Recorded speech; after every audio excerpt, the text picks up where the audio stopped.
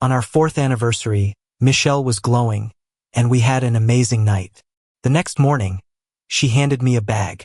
I was thrilled, thinking it was an engagement ring, but inside was a check and a plane ticket. She smiled casually. 4 years is a good run, a clean break. Take this and don't ever show your face around me again. I asked her why. Her smile widened. Because he finally broke up with his girlfriend. I can finally go after him without any baggage. So obviously you can't be in the picture anymore.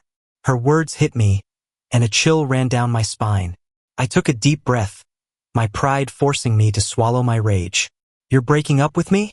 Michelle was scrolling through her phone, looking completely unfazed. Is it that hard to understand? Since when did you get so slow?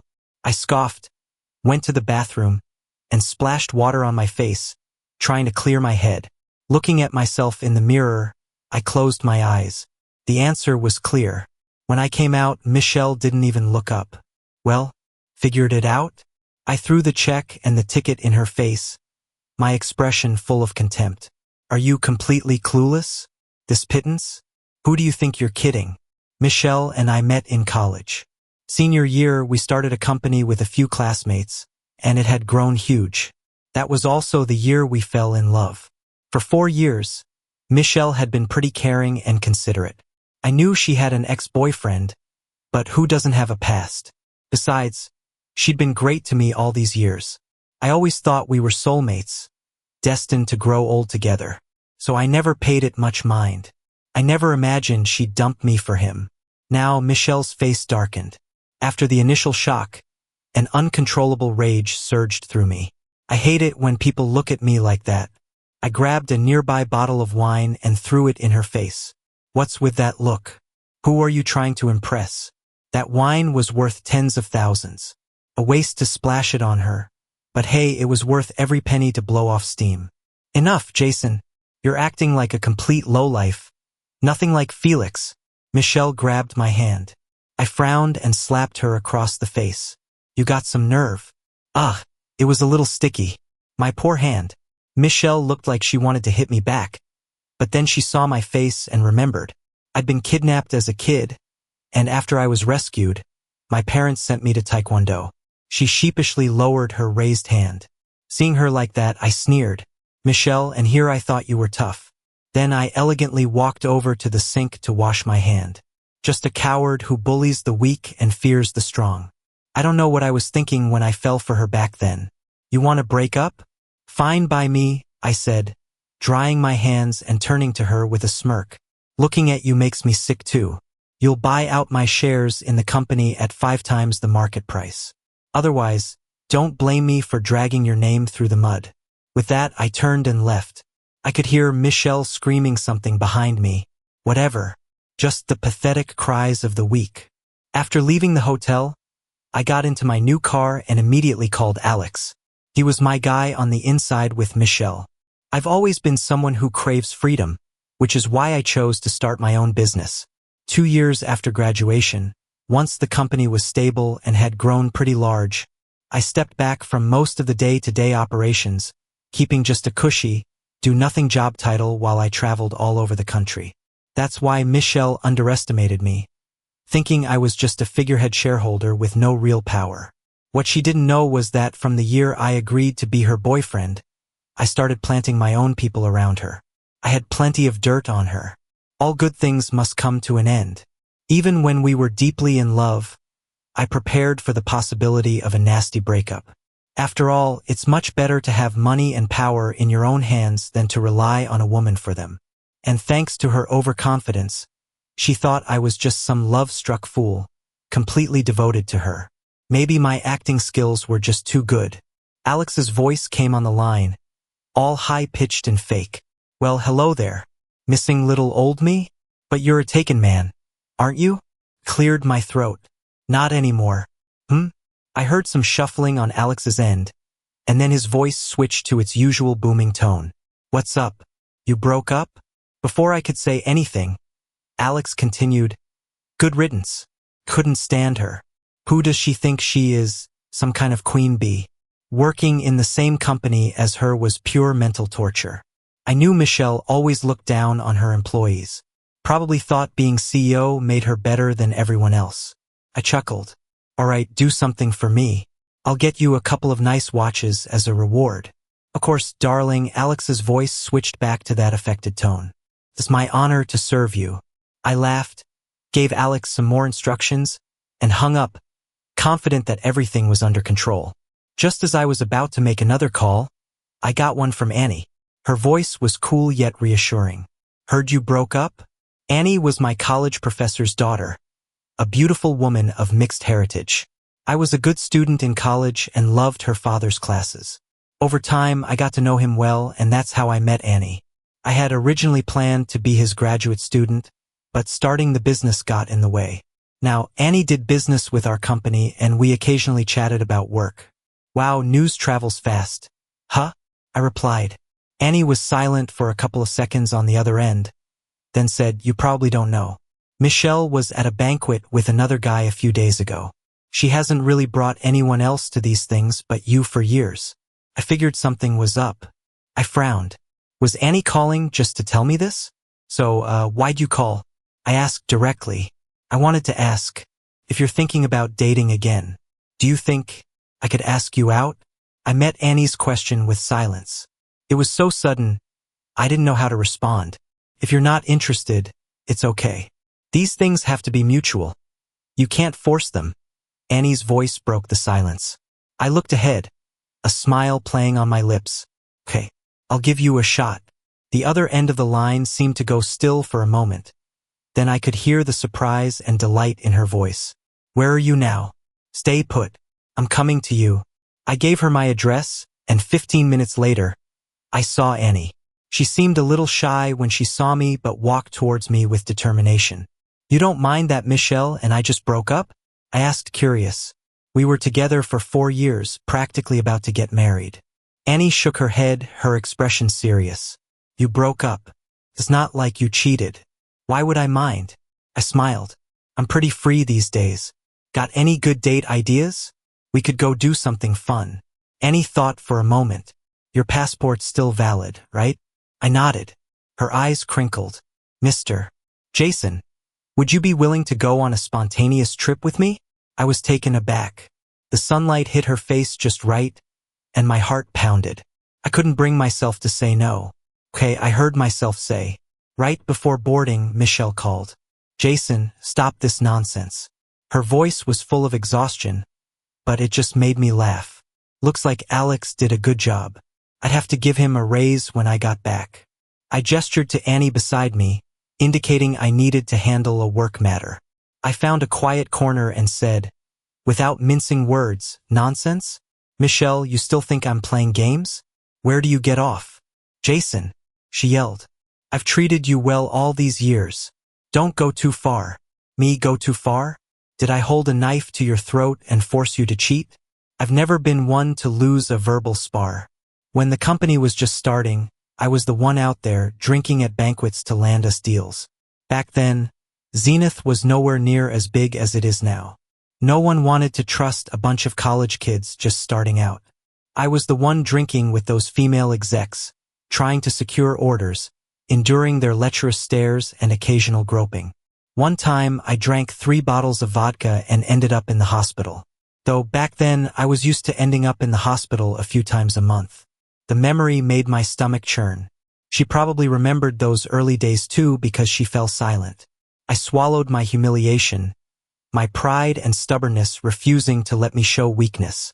Now that the company's big and I don't have to grovel for business anymore, you've forgotten all that? Michelle was silent for a long time. Jason, you did all that willingly. I almost laughed out loud.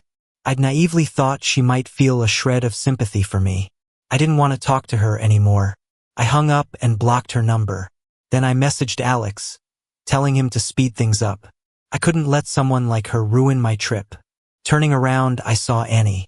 She was looking at me with a complicated expression. For a moment, I could have sworn I saw pity in her eyes.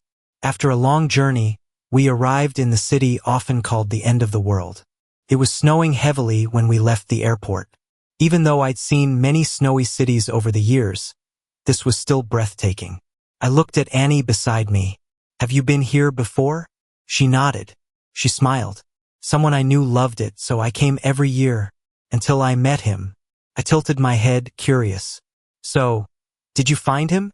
Annie nodded. I did. She smiled again. But I don't think he remembers me. Who? I asked casually. You, she said, her eyes crinkling into crescents as she smiled again. I blushed, thinking she was joking, and mumbled, "Oh, stop it," before walking ahead. Annie was a fantastic guide. On our first day, she took me to some incredible places. Most importantly, she was an amazing photographer and took some of the best pictures of me I'd ever had. It made me feel like this trip was truly worth it. Anything you want to write to your family? We were at the post office at the end of the world, where many people write postcards to send home. What are you writing? I saw Annie scribbling away on a postcard and slowly edged closer. She covered the postcard and smiled. Wouldn't you like to know? I pouted. Fine, don't tell me. Annie saw I was a little miffed and tried to cheer me up. King crab is super cheap here. Let's have that for dinner. How cheap? I asked, curious. Annie thought for a moment. Around $50? Then what are we waiting for? Let's go. I practically bolted for the door. I was gonna eat my fill today. Only a fool passes up a good deal. Annie laughed helplessly. Slow down. Don't fall. There's plenty of crab. After devouring the king crab, we took a walk along the coast to digest. In the fading sunlight, I looked at the lighthouse on the shore. Everything here was as beautiful as Alice's Wonderland. The pain Michelle had caused was slowly healing. Actually, as soon as I landed, I'd seen a lot of messages about Michelle. I thought I'd be sad or furious, but I only felt calm. I suddenly realized I didn't love her anymore, and it had happened so quickly. I instinctively glanced at Annie beside me. Her face, in the sunset, looked incredibly tender and affectionate. My heart raced. Annie, I said. She looked at me, her eyes full of warmth. Let's date, I heard myself say again. Annie's face lit up. Really? I nodded. Yeah. Would you like to? Yes, I would. I really would. Well, it's getting late, I said, happy with her answer, and turned around. Let's head back to our rental and rest up. We have to catch a boat tomorrow. Okay, Annie said, her face flushed. I hummed a tune all the way back to the rental with Annie. This trip was turning out to be amazing. Beautiful scenery and a beautiful woman. And yup, that beautiful woman was now my girlfriend. With that happy thought, Annie and I boarded the boat the next afternoon. Annie, I said excitedly, tugging her sleeve. Look, dolphins. Annie followed my gaze and saw a dolphin leap out of the water. She smiled and replied, dazzling. Just like you. I laughed teasingly. What? Do I look like a dolphin? No. Annie quickly explained. I mean, she paused, you're more captivating than the scenery. My heart did a flip. I turned my head away, avoiding Annie's gaze. Thanks. The atmosphere between Annie and me suddenly turned a bit electric. She blushed and apologized. Sorry, Jason. I didn't mean to be too forward. I just genuinely wanted to compliment you. I shook my head stiffly. No, it's fine. It's just, I get a little shy when you compliment me like that. Really? Annie asked cautiously. So, if I compliment you like this more often, you won't be shy anymore? She looked at my face and smiled, satisfied. But it's okay. You just need to get complimented more often. I'll compliment you every day from now on. Annie declared boldly, her face beaming as if to say, you're welcome. Me? That's really not necessary. No thanks, I'm good. I politely declined. It's no problem, Annie said with a smile. Don't be modest. I didn't want to argue about it, so I just nodded vaguely. Annie smiled, pleased. We leaned against the ship's railing, the sea breeze in our hair, watching the dolphins leap from the waves. The ship moved slowly, and I saw a glacier calving. In that moment, it felt like a weight in my heart broke off and drifted away with it. Annie, I used to love Michelle, I said, looking at the view and opening up to her. We supported each other through a lot. I thought we'd be the perfect partners. And then, Annie looked at me, her expression complex. I shook my head. She betrayed me and tried to humiliate me. I turned, leaning my back against the railing. But I'm not a pushover. After she insulted me like that, there's no way I'd go easy on her. She crossed the line first, so don't blame me for not playing nice. Annie spoke slowly. You did the right thing. I paused, looking at her. She met my gaze. When she insulted you, she threw away everything you had together. You don't need to feel bad. If you're not ruthless with her, you'll be the one suffering in the end. Hearing her words, I smiled, a sudden sense of relief washing over me. You're right. What I couldn't get over was everything I'd invested in her. My eyes dropped, and my voice turned a little cold. But I'll get all of that back with interest. Annie smiled. I hope you succeed. I definitely will, I replied, smiling back at her. Well, congratulations in advance then. Annie returned my knowing smile. I winked at her. After a few days at sea, we landed on Penguin Island. The penguins were adorable, lining up to dive into the water. They were also a bit smelly, not quite as fragrant as they look on TV. Snow-capped mountains reaching for the sky, whales breaching and diving. Seeing these sights, which I'd only ever witnessed on television, now right before my eyes, gradually healed my heart. I looked at Annie beside me. Annie, I said softly, trailing behind her, thank you for bringing me here. And thank you for being my boyfriend. Annie turned back and smiled at me. I froze. She'd heard me and she'd responded. I smiled and focused on the path ahead. She did too. Annie and I spent about 2 weeks together at the end of the world. We promised each other we'd definitely come back. Good times always fly by. Before I knew it, I was on a plane back home, still feeling a bit surreal. I looked at Annie beside me. So what are your plans now that you're back?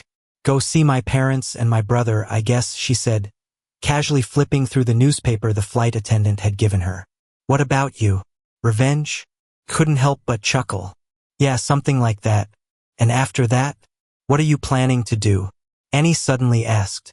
Or rather, what kind of person do you want to become? Hearing Annie say that made me pause. Right, what kind of person did I want to become?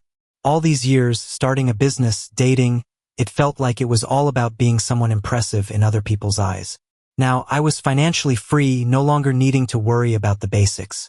It was time to think about who I really wanted to be. That's an interesting question. So, have you become the person you wanted to be? I tilted my head and asked her. Annie shook her head. Most people go through phases of wanting to be a certain type of person. Like kids. One day they want to be a teacher, the next day maybe a doctor. For me, achieving my current goals is enough for now. I was a bit curious. So, what's your current goal? Annie smiled. I'm not telling you. All right, fine, I said, waving my hand. Annie smiled again. I'll tell you when I achieve it. Okay then. Congratulations in advance for that too. I chuckled. After another long, bumpy flight, I was exhausted. All I wanted was my bed and a good long rest. I looked at Annie. I'm seriously wiped this time. Let's keep in touch by phone. Annie smiled and invited, aren't you hungry? Why don't we grab a bite to eat first? We walked out side by side. I waved my hand. I'm really beat. How about we meet up after I've had some sleep? Annie nodded, looking a little disappointed. I was about to pat her shoulder when I heard someone call my name. I looked closer. Well, speak of the devil. Michelle. What an unwelcome surprise. Just seeing her annoyed me. She was like gum stuck to the bottom of my shoe. Impossible to shake off. I rubbed my forehead. Annie was right there. I didn't want her to see this mess. Go on, what do you want to say? Michelle looked at Annie. Annie? Then she looked at me, her voice rising in anger. You went on this trip with her? I frowned, not wanting to waste words on her. Let me introduce you. Annie, my girlfriend. Michelle, there are some harsh things I could say, and I'm only holding back out of respect for what we used to have. But don't push your luck. Michelle's face went from dark to pale. As if remembering something, she sneered, and here I thought you'd be all heartbroken and pure. What, we're not even officially broken up? And you couldn't wait to find another woman. You two weren't broken up? Annie suddenly interjected, looking Michelle straight in the eye. You cheated and he dumped you. Annie then smiled, as if a thought had just occurred to her. I'm leagues better than you. Of course, he chose me. You, Michelle seethed. Who do you think you are? This is between him and me. It's none of your business. Annie let out a soft laugh. Michelle completely lost it. She raised her hand to slap Annie, but I was quicker. I grabbed her wrist and threw her hand back. Michelle, I don't want to see you right now. I said coldly, I'm a shareholder too. Just because you've been running the company for a while, does that make you think us shareholders are your employees? I leaned closer to her. If you want to keep your job as CEO, you'd better show me some respect. Zenith was my blood, sweat, and tears too. 5 times the market price, you're not getting ripped off. I turned and walked towards Annie. Email me the contract. Wire the money to my account. Other than that, I don't want to hear a peep from you. We were together for years, after all. Let's just try to part ways amicably. After saying that, I took Annie's hand and walked away. After returning home, I started managing company affairs remotely, buried in work every day. Although Annie and I were officially dating, we'd had so much fun on our trip that now we both had a mountain of things to catch up on. Since that day at the airport, we'd only exchanged a few texts in our spare moments and hadn't seen each other again. I actually kind of missed her. But then, another uninvited guest showed up. Felix, Michelle's one that got away. Seeing him at my door, I felt a surge of impatience. Why is this never ending? What do you want? Felix froze, looking at my annoyed expression, and hesitated before speaking. Don't you think you're being a bit too unreasonable? Unreasonable how? I suddenly felt like laughing. Felix stuck his neck out. You guys started the company together. What gives you the right to demand 5 times the price for your shares? I genuinely have no patience for idiots. I leaned against the doorframe. I've done my research on you. Don't take this the wrong way, but you only broke up with your ex, Shelby, because she went bankrupt. And you only got with Michelle because she's rich now. Honestly, you know what kind of person you are. Just do your thing as a gold digger. There's really no need to come to me. Aren't you just cashing in on Michelle too? What right do you have to call me a gold digger? Felix retorted indignantly. I burst out laughing. She and I, along with some classmates, founded this company together. And she was the one who emotionally cheated. She was in the wrong first. Seriously, you can't pin this on me. I'm just collecting some compensation for emotional distress. I looked at Felix and continued, you should take advantage of her still being into you. Milk her for what you can and get out. I can't even be bothered to blame you. Women, right? Can't control their hearts and still think they're so romantic. It's pretty common. She really likes me, Felix mumbled in protest. I sighed and chuckled. Right, she likes you. That's why she gave you my address, so we'd fight and she could play us against each other for her own gain. She likes you so much so that she couldn't even stay faithful while waiting for you, even got a boyfriend to pass the time. I don't know how she treats you, but she definitely looks out for herself. Felix looked stunned, probably hearing this kind of talk for the first time. Seeing him like that, I added, poor little guy. Now go on, don't come looking for me again. I'm very busy. With that, I closed the door, leaving Felix standing there, utterly bewildered.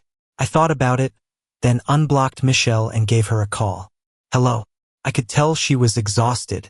When's the money coming through? I asked, casually fiddling with my nails. The other end was silent. I thought she'd hung up. Give me some time, Michelle stalled. I don't have that much cash on hand. Fine. 6 times the price, then, I said with a smile. The price goes up the longer you wait.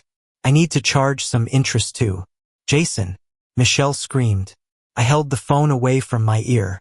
Don't you dare go too far. I rolled my eyes. 3 days. I want to see that money in my account. Otherwise, someone else will be sitting in your CEO chair, I stated calmly. Are you threatening me? Michelle asked, incredulous. I was equally incredulous. Did you actually think I was kidding? Seriously, what makes her think she's so damn irresistible? The other end was silent for a moment. Then Michelle spoke. You used to love me so much. How did we end up like this? No, I said without hesitation. It wasn't so much that I loved you deeply. I was just fulfilling my duties as a boyfriend. Michelle, even if we had gotten married, we would have divorced. Because I was realizing more and more strongly that we just weren't right for each other. Even though you cheated, I still offered to leave the company we built together mostly to you, just asking for my share of the money. I gave you a dignified way out. And you? You even try to weasel out of that. It makes me feel like dating you was an embarrassment in my life. You don't even deserve to be called my ex. After saying that, I hung up, texted Alex to not hold back, and then took a deep breath, looking off into the distance. Annie's question suddenly echoed in my mind. What kind of person do you want to become? To prevent Michelle from sending any more weirdos to harass me, I decided to move. Annie volunteered to help. After a flurry of activity, Annie and I collapsed on the sofa, not wanting to move an inch. Moving is such a pain, I complained. Thanks so much for helping me for so long. If it weren't for you, I don't know how long this would have taken me. I'm taking you out to dinner. No excuses. You're welcome, Annie said with a smile. It's my pleasure to help a handsome guy. Besides, said handsome guy is treating me to dinner. I blushed a little, pulled out my phone, and said magnanimously, all right, where do you want to eat? Anything you want, my treat. Annie looked thoughtful, then smiled. Let's get seafood. It's been a while. Sounds good, I agreed. I think there's a new seafood restaurant nearby. Want to check it out? Let's go. 15 minutes later, we arrived at the seafood restaurant. I ordered a king crab. After one bite, Annie and I looked at each other and smiled. A silent, shared memory passing between us. Not as good as the one we had in Antarctica, I said, and it cost several times more. Annie smiled and nodded in agreement. But the other seafood is pretty good. The seasoning is nice. I nodded, agreeing with her. So, how have you been lately? I asked with a smile. Achieved your current goal yet? Annie smiled and put down her chopsticks. She shook her head and looked at me. Not yet, but should be soon. What about you? How's the revenge tour going? Successful? I'm getting there too, I replied with a smile. So, have you figured out what you want to do next? She asked again. Maybe go back to school, I said, looking at the wine in my glass. After starting the business, I rarely read. After I got successful, all I wanted to do was travel and have fun. I've had enough fun now, but I still don't know what I really want. Until I figure out what I want, maybe getting a master's degree wouldn't be a bad idea. Annie nodded. So, have you decided what you want to study? Picked a school yet? Nope, I replied. I haven't been home to see my parents in a long time. I want to go see them first. No rush. Where's your hometown? Annie mused. Is it fun? It's all right. My hometown is a small town not far from J-Town. The tourism industry has been doing pretty well there these years. It's worth a visit, I replied with a smile. I'm free. Can I come with you to your hometown? Annie asked. I paused for a second, then grinned. You want to meet my parents? Huh? Sure. I'll be your tour guide, free of charge. Annie beamed when she got a definite yes. And so, on a bright, sunny day, I took Annie back to my hometown. The beautiful Annie attracted a bit of curiosity, drawing a lot of stares. On the way to Annie's hotel, she kindly stopped to play games with some local kids. Seeing that warmed my heart. A saying suddenly came to mind. You should find someone who is inherently good, not just someone who is good to you. Okay, kids, I said with a smile, taking Annie's hand. We have things to do, so we have to go now. Annie looked at the children, and they looked back at her, both sides a little reluctant to part. You must have been a natural with kids back in the day. They love you so much, I teased her. Annie smiled shyly. Playing with kids is a lot of fun. I bought some gifts for your parents. They're in the trunk. We can get them later. You're too kind. It's just dinner, I chuckled. Manners count, Annie said seriously. Besides, first impressions are important. Good point. You're always so thoughtful, I said with a smile. I didn't even think of that. Annie looked proud. Of course. I'm your woman. Her face turned slightly pink. I took her to my parents' house. My parents are very open-minded. On the way, I'd already told them I'd broken up with Michelle and had a new girlfriend. Mom, Dad, I'm home. I could smell the braised pork belly from the doorway. Making something good. Huh? I introduced Annie, holding her hand. This is my girlfriend, Annie. You can just call her Annie. My dad looked at Annie. Is she foreign? My mom looked at Annie, thoroughly pleased. Oh my, this girl is gorgeous. Look at that figure. Thank you for the compliment, Auntie. Annie replied smoothly. My mom laughed. Come on, let's eat before the food gets cold. At the dinner table, Annie couldn't stop praising my mom's cooking, which delighted my mom to no end.